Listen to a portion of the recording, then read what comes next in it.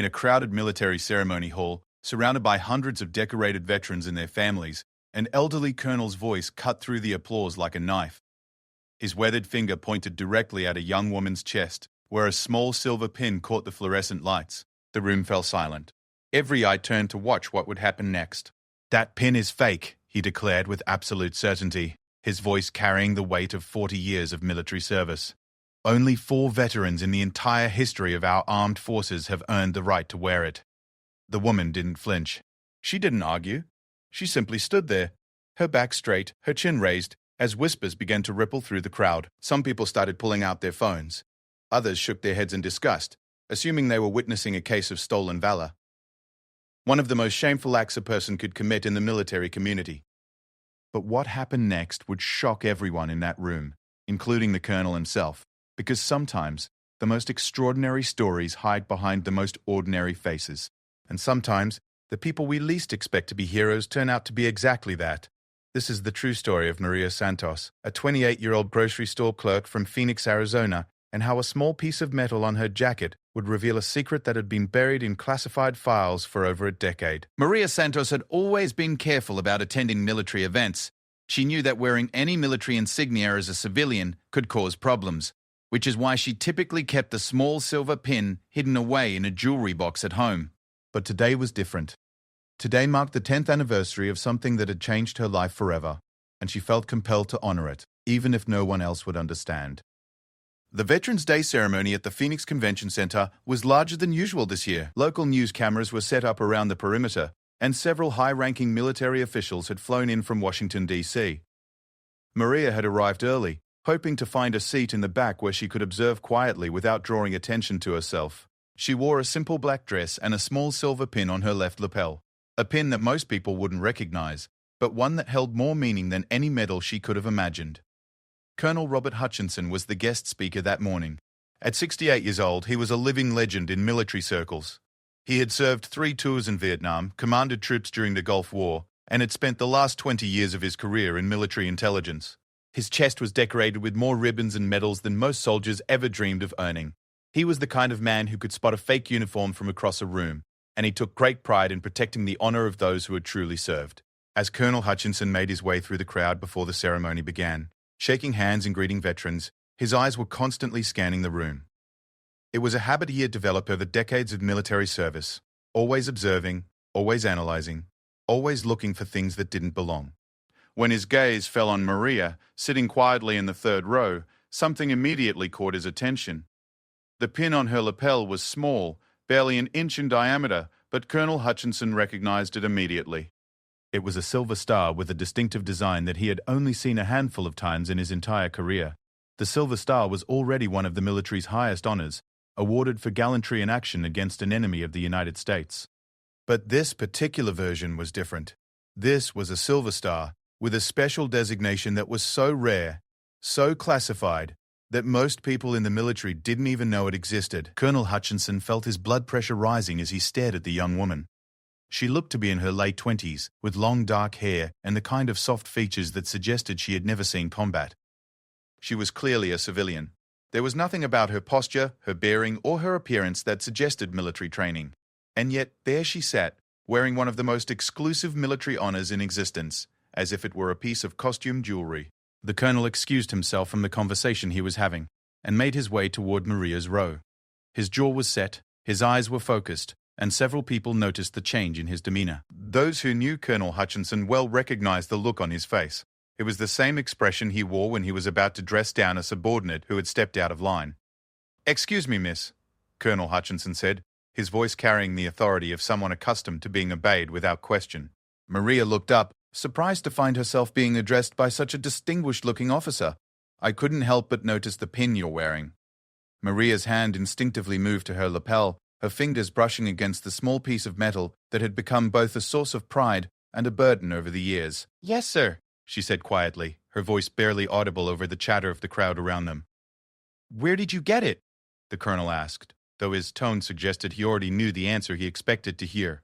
He was preparing himself to listen to some elaborate story about how she had inherited it from a grandfather, or found it at a flea market. He had heard every excuse in the book from people who wore military honors they hadn't earned. "I was awarded it," Maria said simply, her voice steady despite the fact that every person within a 10-foot radius was now listening to their conversation. Colonel Hutchinson's face darkened. The audacity of her response caught him off guard. Most people who were caught wearing fake military honors at least had the decency to look embarrassed or try to deflect blame. This young woman was sitting there, calmly claiming that she had earned one of the rarest military decorations in existence. "You were awarded a Silver Star?" the colonel asked, his voice rising just enough to catch the attention of even more people around them. "And exactly when did this supposed award ceremony take place?"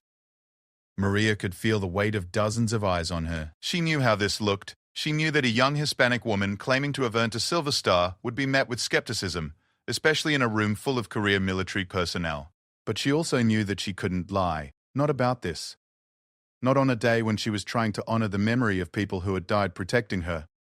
"It wasn't a ceremony," she said, her voice growing stronger. "It was classified. The citation is sealed." The colonel let out a short, bitter laugh that caused several people in nearby rows to turn and stare. "Classified? Sealed? Young lady, I've been in the military for 4 decades. I've held security clearances that you've never heard of.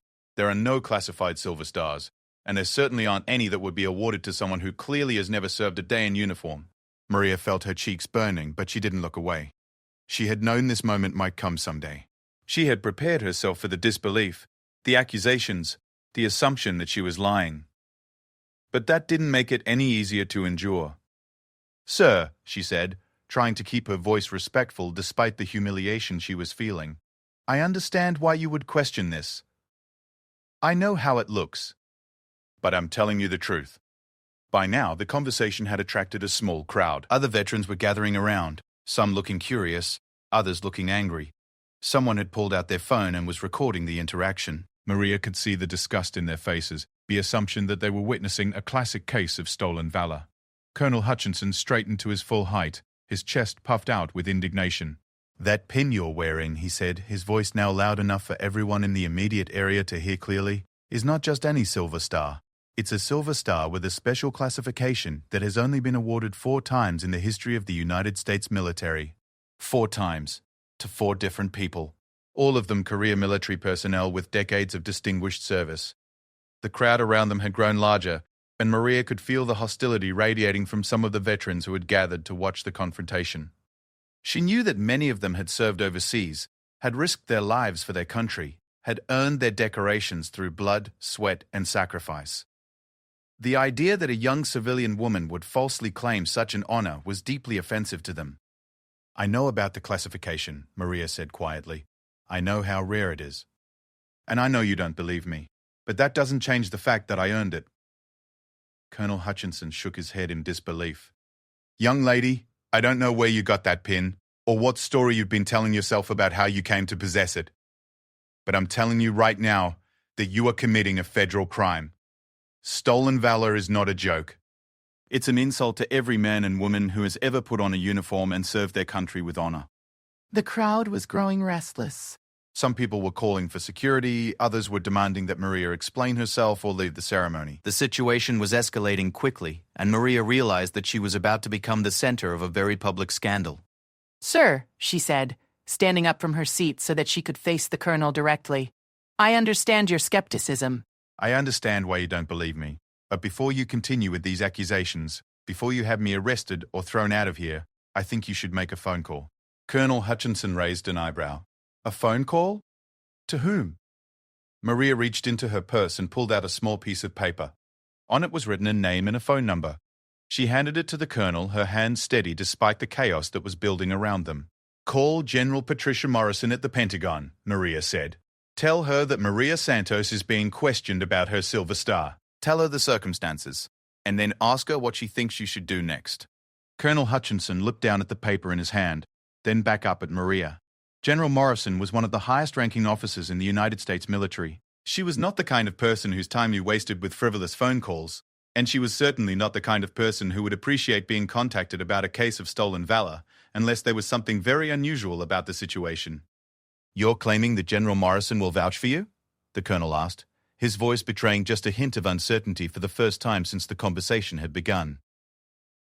"I'm not claiming anything," Maria said.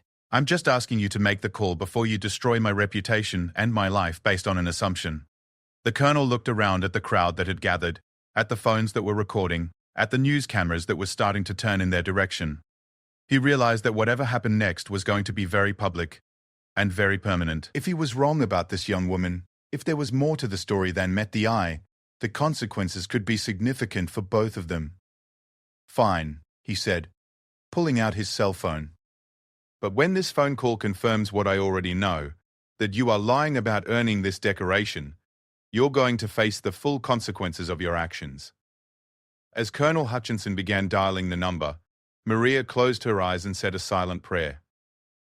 She thought about the events that had led to this moment, about the people who had died, about the secrets that had been kept for over a decade. She thought about whether she was ready for those secrets to finally come to light.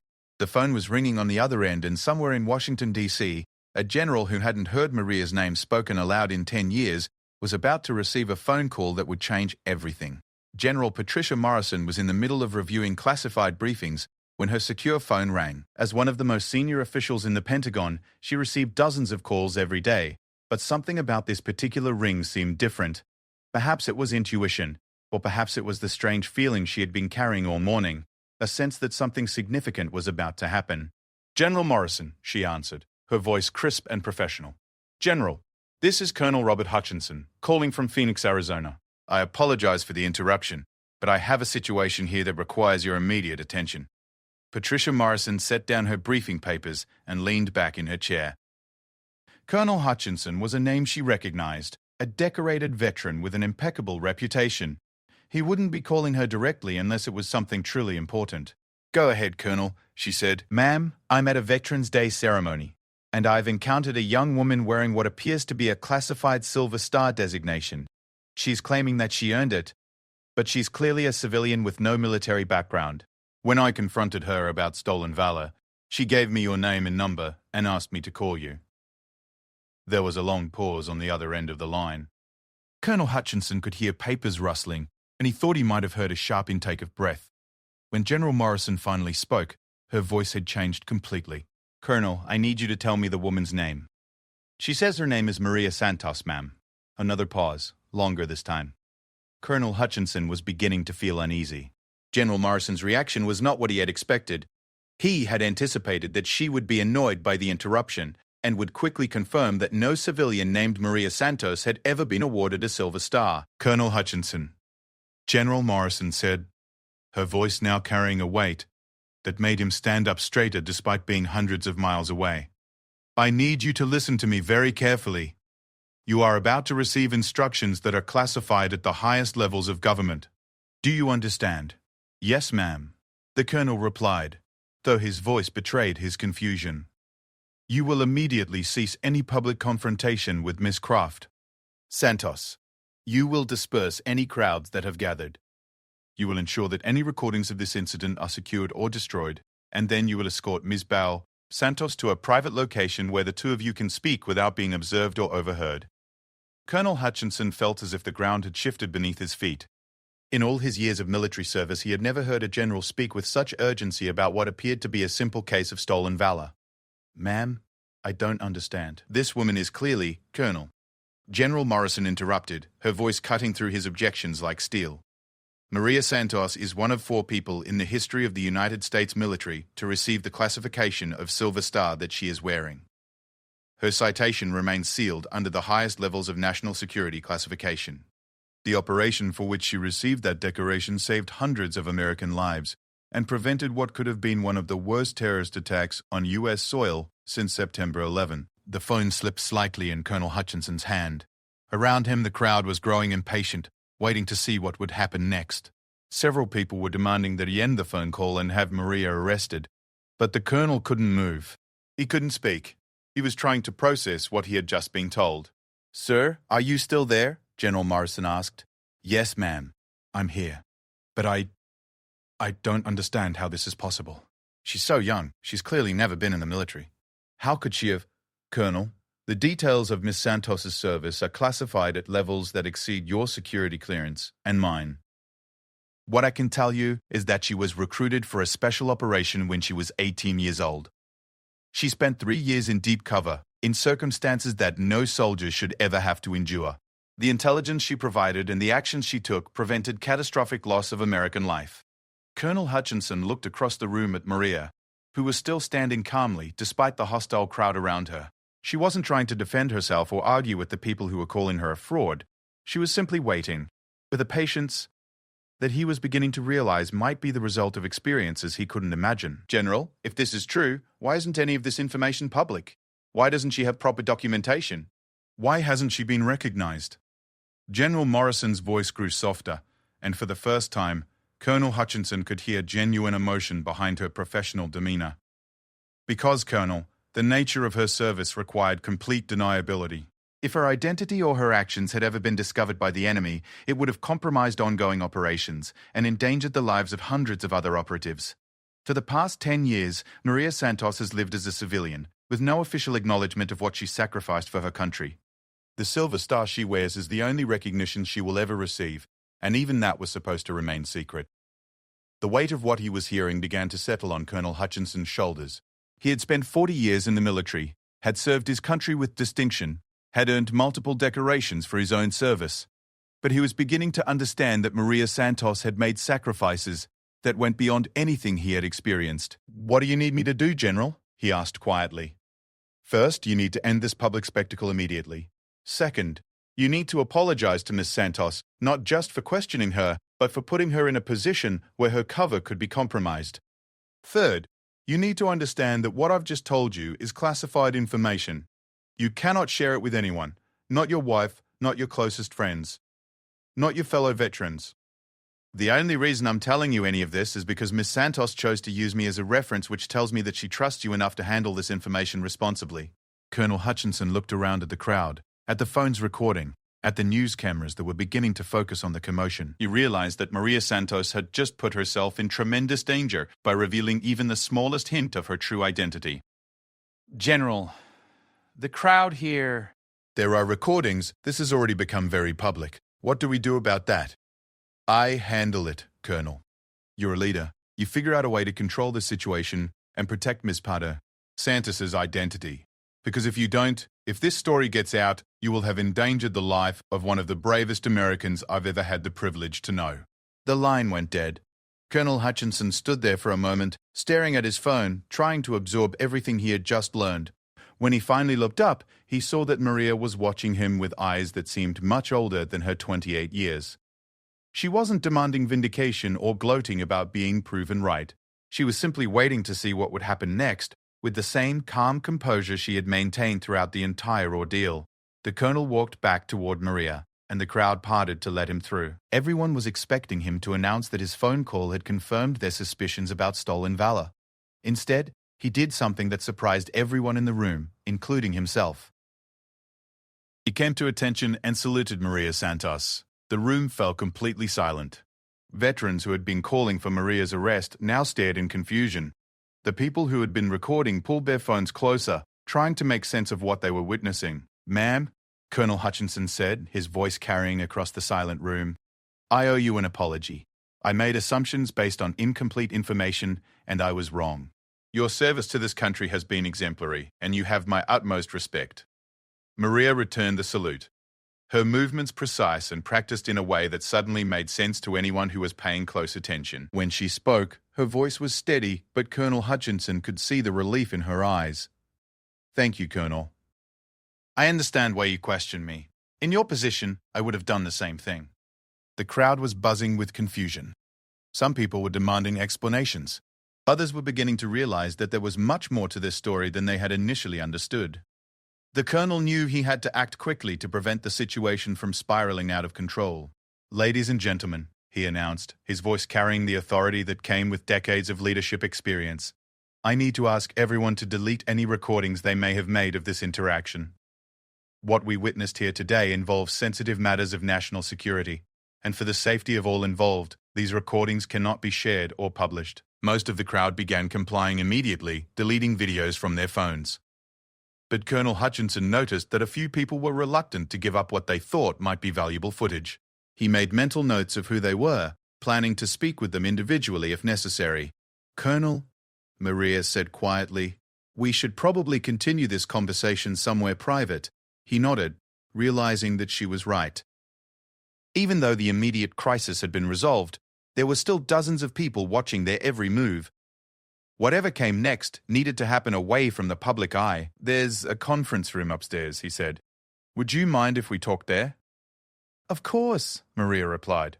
As they made their way through the crowd toward the exit, Colonel Hutchinson found himself studying Maria Santos more carefully. Now that he knew what to look for, he could see subtle signs that he had missed before. The way she moved through the crowd, constantly aware of her surroundings. The way she positioned herself so that she always had a clear line of sight to the exits. The way she carried herself with a confidence that came from training, not arrogance. When they reached the conference room and closed the door behind them, Colonel Hutchinson finally had a chance to process everything that had happened. He was alone with a woman who, according to one of the highest-ranking generals in the United States military, was a hero whose story could never be told. Miss Santos, he began, then stopped. I'm sorry, do you have a military rank that I should be using? Maria smiled for the first time since their encounter had begun. Maria is fine, Colonel. I was never officially enlisted, so I never held a rank. Maria then, I have to ask, how old were you when all of this began?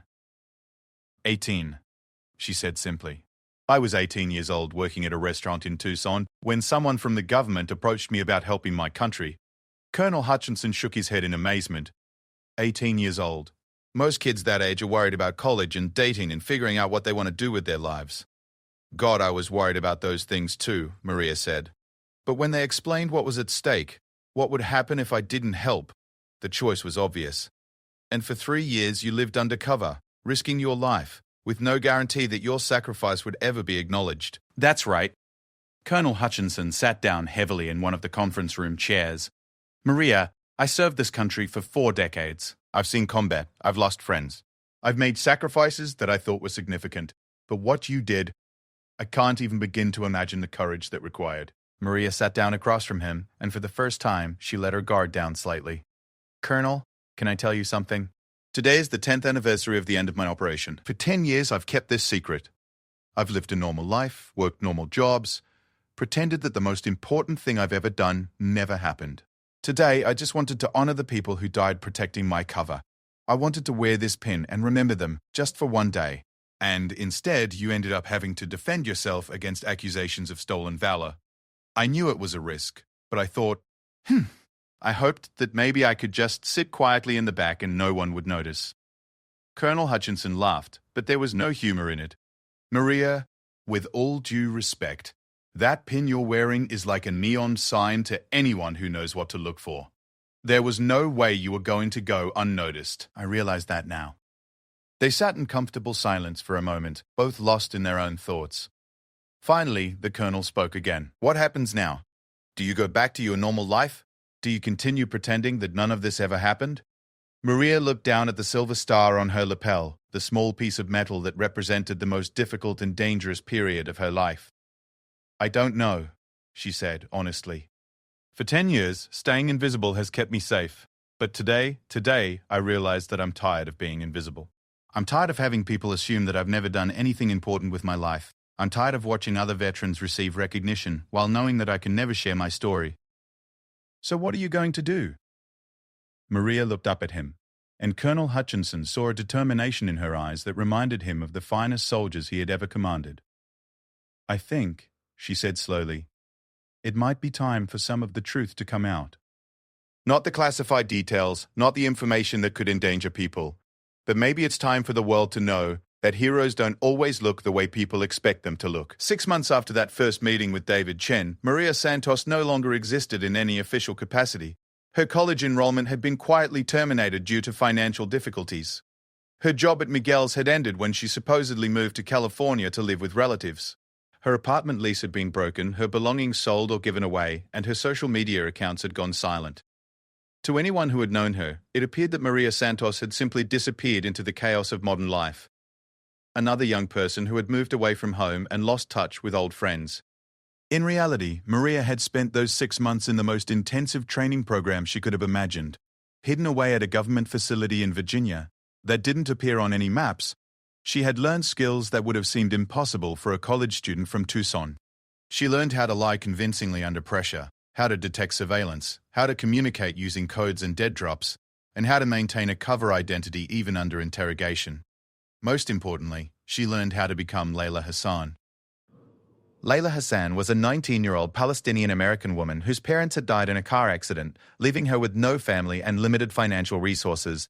Layla was angry at the American government, which she blamed for supporting policies that had hurt her extended family in the Middle East. Layla was searching for meaning and purpose in her life, and she was vulnerable to recruitment by organizations that promised to fight against injustice.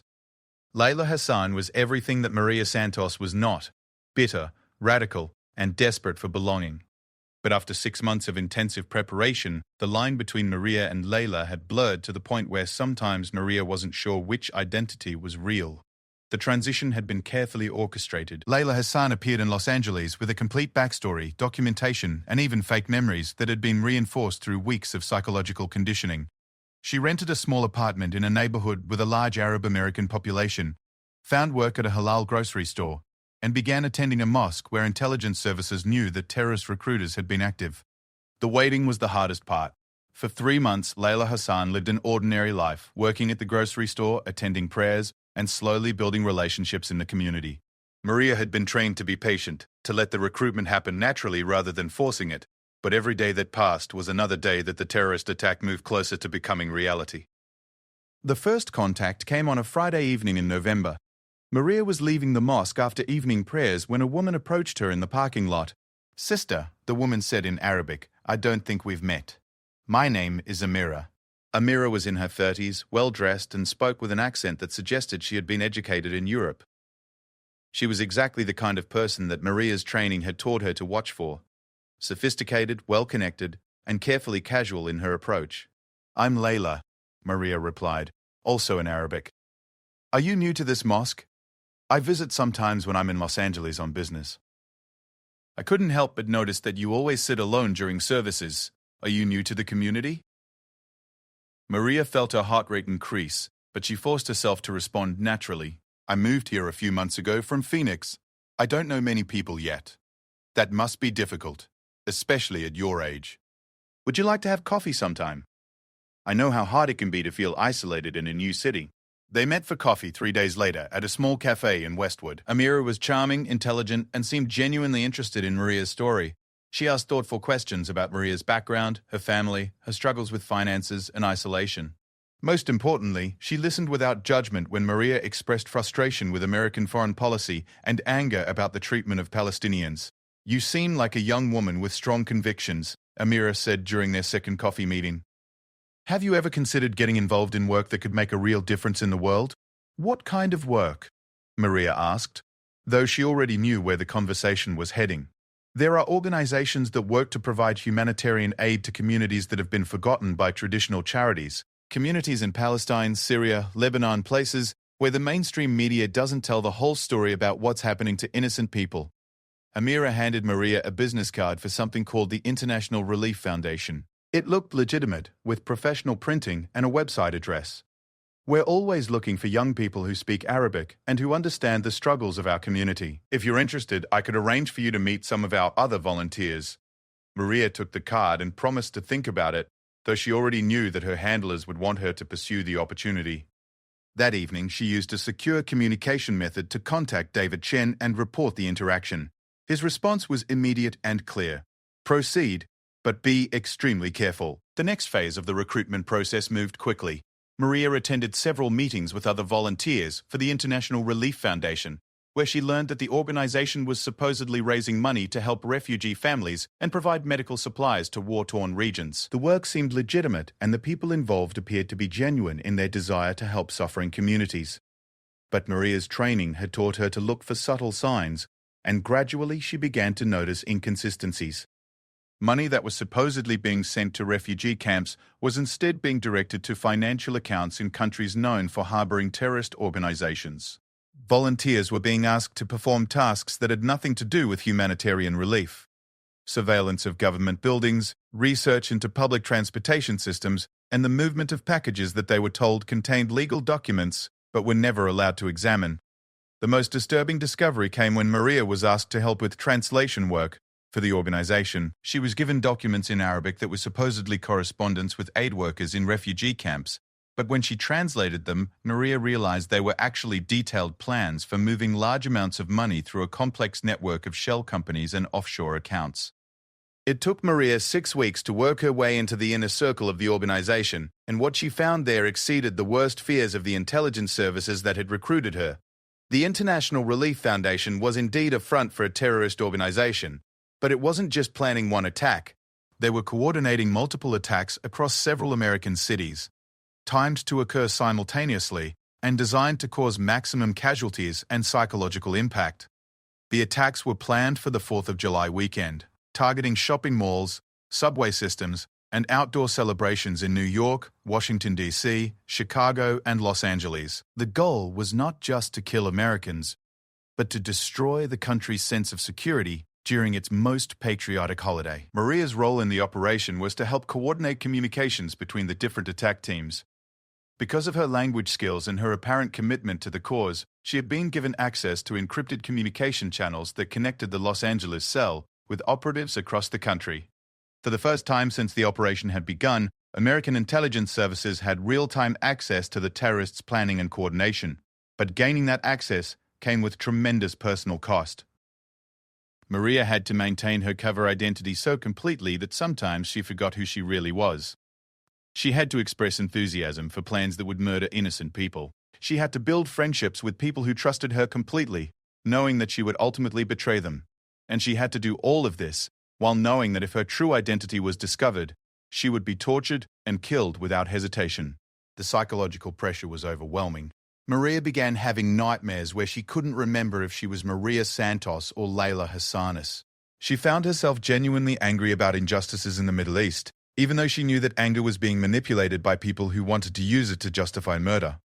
She started to question whether the people she was working with might be right about some of their political grievances, even though she knew their methods were completely wrong. Her handlers had warned her about this kind of psychological confusion, but experiencing it was far worse than anything she had imagined.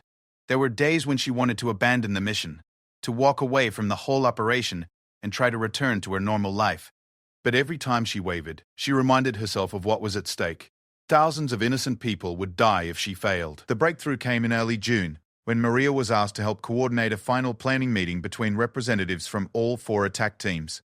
The meeting was scheduled to take place at a warehouse in Long Beach, and Maria was told to help prepare the facility and translate documents for the international participants. 3 days before the meeting, Maria used her secure communication channel to provide her handlers with detailed information about the location, timing, and expected participants. She also provided copies of all the planning documents she had access to, giving American law enforcement agencies their first complete picture of the scope and timeline of the planned attacks. The decision about how to proceed was made at the highest levels of government. President Obama himself was briefed on the operation and had to choose between 2 options: arrest the terrorists immediately and prevent the attacks, or allow the meeting to proceed and try to capture everyone involved simultaneously. The risk of the second option was enormous. If anything went wrong, if Maria's cover was blown, or if the terrorists suspected surveillance, the attack teams might accelerate their timeline and strike immediately. But the advantage of waiting was that it would allow law enforcement to round up every person involved in the conspiracy, ensuring that no one escaped to plan future attacks. The president chose to wait. On the night of the meeting, Maria arrived at the warehouse knowing that her life depended on maintaining her cover for just a few more hours. FBI agents and military special forces were positioned around the building, ready to move the moment they received the signal. But until that signal came, Maria was completely on her own, surrounded by people who would kill her without hesitation if they suspected she was working for the American government. The meeting brought together 15 people from 4 different cities, including the operational leaders of each attack team. For 3 hours, they reviewed final plans, synchronized timing, and distributed the materials that would be used in the attacks. Maria took detailed notes, knowing that the information she was gathering would be crucial for the prosecution of the terrorists once they were captured. But as the meeting progressed, Maria began to notice that some of the participants were acting strangely. They were asking questions about security, about how they knew the meeting location was safe, and about whether everyone in the room could be completely trusted. One man in particular, a terrorist leader from the New York cell, kept staring at Maria with suspicious eyes. "Brother Amira," he said suddenly, addressing the woman who had originally recruited Maria. "How long have you known this sister?" How do we know she can be trusted with such sensitive information? Amira looked surprised by the question. Layla has been with us for months. She has proven her commitment many times. That's not what I asked, the man replied. I asked how you verified her identity. I asked what steps you took to ensure she is who she claims to be. The room fell silent. Maria felt sweat beginning to form on her forehead, but she forced herself to remain calm. Her training had prepared her for this moment, but she had hoped it would never come. Brother, she said, speaking directly to the suspicious man, I understand your caution. In times like these, we must all be careful about who we trust. If you have specific concerns about me, I would prefer that you express them directly rather than questioning Sister Amira's judgment. It was a calculated risk. By responding confidently rather than defensively, Maria was hoping to project the kind of righteous indignation that an innocent person would feel when their loyalty was questioned. The man studied her for a long moment, then nodded slowly. Perhaps I am being too paranoid, but sister, you will understand if I ask you to demonstrate your commitment to our cause in a more concrete way. What kind of demonstration? Maria asked, though she was afraid she already knew what he was going to say. The man reached into a bag at his feet and pulled out a small device that looked like a cell phone. This is a detonator. It is connected to a small explosive device that we have placed in a government building nearby. If you are truly one of us, you will press this button and show us that you are willing to take action against our enemies. Maria stared at the device, knowing that everything she had worked for was about to fall apart. If she pressed the button, she would be committing a terrorist act that would destroy her legally and morally. If she refused, she would blow her cover and probably be killed immediately. Either way, the meeting would end and the terrorists would scatter before law enforcement could capture them. But as Maria looked around the room at the faces of people she had spent months getting to know, she realized that she had one more option, one final play that might save both the mission and her conscience. She reached for the detonator, and everyone in the room held their breath. Maria's hand closed around the detonator, feeling its weight and the terrible power it represented. In that moment, time seemed to slow down as her mind raced through possibilities. The suspicious terrorist was watching her intently, waiting to see if she would prove her loyalty by committing an act that would brand her as a terrorist forever. The other people in the room were silent, their eyes fixed on her face, looking for any sign of hesitation or doubt. But Maria had noticed something that the man with the detonator hadn't considered. When he had pulled the device from his bag, she had caught a glimpse of other items inside, including what looked like a second identical device. More importantly, she had observed his body language and facial expressions throughout the evening, and her training in reading people told her that he was bluffing. Brother, she said, meeting his gaze directly, I appreciate the test of my commitment, but before I press this button, I need to ask you a question. The man raised an eyebrow. What question? Which government building did you say this device is connected to? There was a moment of silence. I didn't specify, he replied carefully. Exactly, Maria said, her voice growing stronger. And that's because there is no bomb, is there? This device isn't connected to anything except your desire to test my loyalty. The room erupted in confused murmurs. Some of the terrorists looked angry at what they perceived as Maria's reluctance to act. Others looked confused about whether the test was real or fake. But Maria could see in the suspicious man's eyes that she had guessed correctly. Furthermore, she continued, standing up and addressing the entire room, I think we need to discuss why Brother Hassan here feels the need to test longtime members of our organization with fake explosives when we should be focusing on the real operation that's scheduled to begin in just 3 weeks. She had made another calculated guess, that the suspicious man's name was Hassan, one of the most common Arabic surnames. When he didn't correct her, she knew she had guessed right and had successfully turned the tables on her interrogator. Sister Layla raises a good point, said Amira, who was clearly relieved that the confrontation was being diffused. Brother Hassan, perhaps your security concerns are understandable, but we have work to do tonight. Hassan studied Maria for another long moment, then slowly smiled. You are right, sister. I apologize for the deception. But you handled the situation well, exactly as someone with proper training and genuine commitment would handle it. Maria felt her legs go weak with relief, but she forced herself to remain standing and appear calm. I understand the need for security, brother, but next time perhaps we could discuss concerns openly rather than testing each other with deceptions. The remainder of the meeting proceeded without incident. Maria continued to take notes and ask appropriate questions while secretly memorizing every detail of the final attack plans. When the meeting finally ended at nearly midnight, She had gathered enough intelligence to allow law enforcement agencies to prevent all 4 planned attacks and arrest everyone involved in the conspiracy. But as the participants began to leave the warehouse, Maria realized that her ordeal was far from over.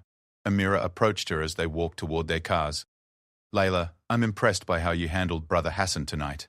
You showed wisdom and courage under pressure. Thank you, Sister Amira. In fact, I'm so impressed that I want to offer you a more significant role in our upcoming operation." Maria felt a chill run down her spine. The last thing she wanted was deeper involvement in the terrorist plot, but she couldn't refuse without arousing suspicion. "What kind of role?" "We need someone to travel to New York next week to coordinate final preparations with the team there. Someone who speaks Arabic fluently, who understands operational security, and who has proven her commitment to our cause. I believe you're the perfect person for this assignment." Maria's mind raced. If she went to New York, she would be even deeper undercover, farther from her handlers and more vulnerable if her cover was blown. But she would also have access to intelligence about the New York cell that could be crucial for preventing the attack there. "I would be honored to take on that responsibility," she said. "Excellent. You'll leave on Monday. I'll have all the details for you by tomorrow evening." As Maria drove home to her apartment that night, she used her secure communication protocol to send an emergency message to her handlers. She reported everything that had happened at the meeting, including the detailed attack plans she had memorized and the news about her upcoming trip to New York. The response came back within an hour. The mission had been a complete success, and law enforcement agencies were preparing to move simultaneously against all 4 terrorist cells within the next 48 hours. Maria's trip to New York would not be necessary because there would be no New York cell left to coordinate with, but the message also contained information that Maria found deeply troubling. Her handlers informed her that because of the sensitive nature of the operation and the need to protect ongoing intelligence efforts, her role in preventing the attacks would never be publicly acknowledged. The official story would be that the terrorist plot had been discovered through routine intelligence gathering and electronic surveillance. Maria Santos would receive recognition for her service, but Layla Hassan would simply disappear without explanation. More disturbing was the final part of the message. Because Maria had penetrated so deeply into the terrorist organization, and because some members of the network might escape the initial arrests, she would need to remain in her cover identity for an indefinite period while law enforcement agencies tracked down any remaining conspirators. The arrests began at dawn on Friday morning. FBI agents and local law enforcement officers simultaneously raided locations in 4 cities, arresting 23 people and seizing weapons, explosives, and detailed attack plans. The operation made national headlines, with government officials praising the intelligence work that had prevented what could have been the deadliest terrorist attack since September 11th. Maria watched the news coverage from her apartment, seeing the faces of people she had worked with for months being led away in handcuffs. She saw Amira, the woman who had recruited her and who had genuinely seemed to care about her welfare. She saw Hassan, the suspicious man who had tested her with the fake detonator. She saw others who had become friends and colleagues, people who had trusted her completely and who now realized that everything they thought they knew about Layla Hassan had been a lie. The psychological impact was devastating. Maria had known intellectually that her mission would end with the arrest of people she had grown close to, but the emotional reality was far worse than she had anticipated. She felt guilt, grief, and a crushing sense of isolation that came from knowing that her greatest achievement would have to remain forever secret. But the operation wasn't over. Within days of the arrests, Maria's handlers contacted her with disturbing news. Several members of the terrorist network had evaded capture, and there was evidence that they were planning retaliatory attacks against law enforcement officers and government officials. Maria's cover identity would need to be maintained while intelligence services tracked down these remaining threats. What followed were 2 more years of living as Layla Hassan, during which Maria helped identify and locate 14 additional terrorist operatives. She moved frequently, changing jobs and apartments to maintain her cover while slowly working her way into other extremist organizations.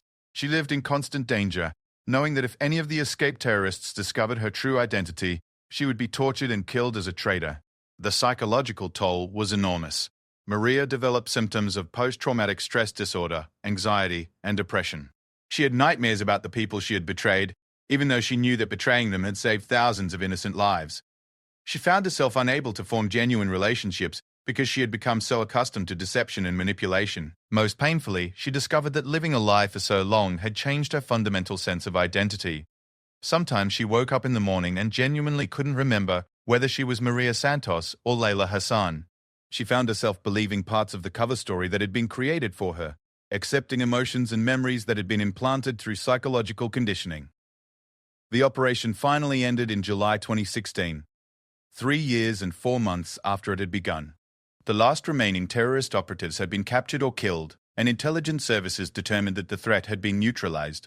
Maria Santos could finally reclaim her real identity and begin the process of returning to normal life. But normal life proved to be much more difficult than anyone had anticipated. Maria had missed 3 years of her early 20s, the time when most people her age were finishing college, starting careers, and building relationships. Her official record showed no education beyond high school and no work experience except for a few part-time jobs. She had no friends, no romantic relationships, and no family members who knew what she had really been doing for the past 3 years. The government provided her with financial support, psychological counseling, and assistance in creating a new civilian identity. But they could not give her back the years she had lost, or the normal young adult experiences she had sacrificed for her country. Maria moved to Phoenix and found work as a grocery store clerk, a job that seemed absurdly mundane after everything she had experienced. She lived quietly, anonymously, telling people who asked that she had spent the missing years traveling and working various temporary jobs. She dated occasionally but found it impossible to form deep relationships when she couldn't share the most important experiences of her life. The Silver Star ceremony took place in a classified location, with only a handful of government officials present. General Morrison herself presented the award, acknowledging that Maria's service had prevented what intelligence analysts estimated would have been attacks, killing more than 2,000 Americans and wounding thousands more. Ms. Santos, the general said during the brief ceremony, "Your country owes you a debt that can never be fully repaid. You sacrificed your youth, your identity, and your psychological well-being to protect fellow Americans who will never know your name or understand what you did for them." This award is a small recognition of service that goes far beyond what anyone should be asked to give. Maria accepted the Silver Star, knowing that it would be the only public recognition she would ever receive for the most important work of her life. She was told that she could wear the decoration, but that she should be prepared for questions and skepticism from people who wouldn't understand how a young civilian woman could have earned such a prestigious military honor. For 10 years after the operation ended, Maria lived quietly in Phoenix, working ordinary jobs and trying to build something resembling a normal life. She never married, partly because she could never fully trust anyone with her secrets, and partly because the psychological damage from her years undercover made intimate relationships extremely difficult. She struggled with depression, anxiety, and survivor's guilt. She wondered constantly whether the people she had helped arrest deserved their fates, whether the attacks would have actually happened, whether there might have been other ways to prevent them without destroying so many lives. She questioned whether her sacrifice had been worth it, whether the 3 years she had lost would ever feel justified by the lives she had saved. The 10th anniversary of the end of her operation was approaching, and Maria found herself thinking more and more about the people who had died protecting her. Cover intelligence officers who had been killed when the terrorist network discovered there was a mole in their organization, even though they never learnt Maria's identity. She decided that she wanted to honor their memory in some small way, to acknowledge publicly that heroic things had been done and heroic people had died, even if she couldn't share the details. That's what brought her to the Veterans Day ceremony wearing her Silver Star, hoping to sit quietly and remember the fallen while honoring her own service, however briefly and anonymously. She never expected to be confronted by Colonel Hutchinson. She never expected to have to defend her right to wear the decoration she had earned through 3 years of unimaginable sacrifice. And she never expected that defending herself would require revealing secrets that she had kept hidden for over a decade. But as she sat in the conference room with the colonel, explaining parts of her story for the first time to someone outside the intelligence community, Maria felt something she hadn't experienced in 10 years: relief. For a decade, she had carried the weight of her experiences alone. For the first time, she was sharing that burden with someone who understood what service meant, someone who could appreciate the magnitude of what she had done and what it had cost her. "Colonel," she said as their conversation in the conference room came to an end, "do you think it's possible for someone like me to have a normal life? Do you think I can ever really put this behind me and move forward?" Colonel Hutchinson considered the question carefully. "Maria, I don't think you'll ever put this completely behind you. What you did, what you sacrificed, what you endured, that becomes part of who you are forever. But I do think you can build a life that honors both your service and your future. You've spent 10 years hiding who you really are. Maybe it's time to start figuring out who you want to become." As Maria left the Veterans Day ceremony that afternoon, she felt something she hadn't experienced in a very long time: hope. For the first time in a decade, she began to believe that her story might have chapters yet to be written, and that those chapters might include not just the secret she had kept, but the life she had yet to build.